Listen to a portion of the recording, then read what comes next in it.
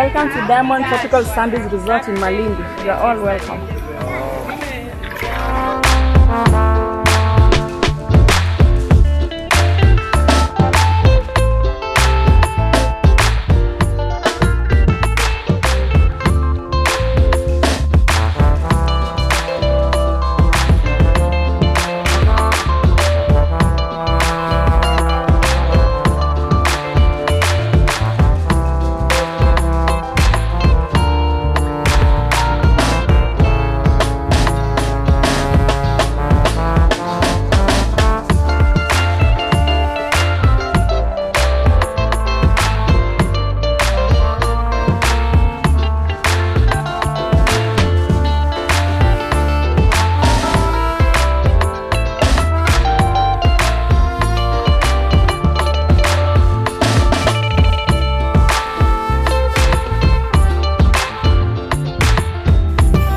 Alright guys, what do I think of the place?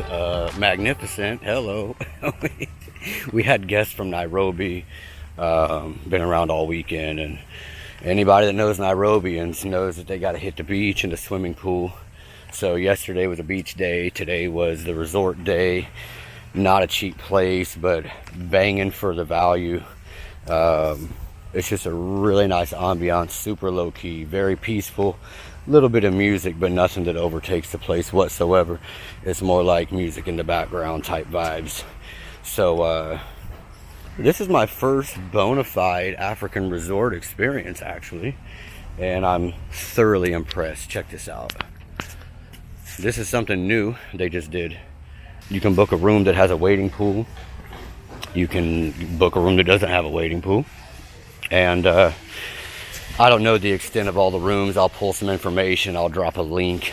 This is definitely a holiday paradise for anybody visiting from the city or anybody coming to Kenya for the first time and wanting to get that luxury experience. You can definitely get it here. So how would I describe the place? I might have said this before on the channel, but it's definitely not your westernized IKEA joint. It's not full of factory pressed wood furnitures. What you have here is the handmade work. Very local feel. One thing about me is whenever I'm on this land, in this area, in this part of the world, I like to know that I am where I am.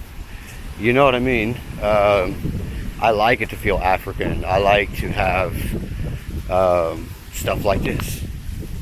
This is coral stone, if I'm not mistaken, and this is a very centuries old tradition of taking this stone and pressing it to make structures. They make houses out of that, but in this case they've made little light pillars, so that's going to look really good when the sun goes down.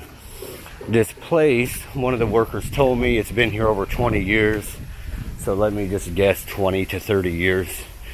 It's not new, but it's not super old, and I would describe it as well-maintained African property, because sometimes you go places here that you can tell they used to be nice, but as it aged they didn't really take care and maintain it well. But this is a place that they're really doing a lot of good work with.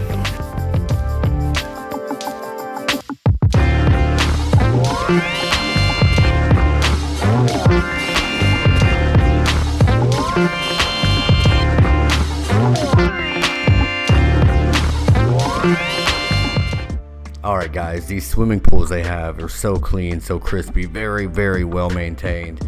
But something that I really love about this place is the beach. And it's not because it's just the beach, it's the way they do the beach. So they have a retainer wall at the edge of the property before you get to the water, to the beach directly. What's great about that, anybody that's hung out at the beaches in Kenya knows that if you go to a place that's wide open, completely public, you've got too many hawkers. You can't really leave your bags behind when you go in the water. You got to kind of be on guard about things. With this, you don't have to worry about that at all. They also have armed security there, which is maybe a little over the top, but definitely not a bad thing.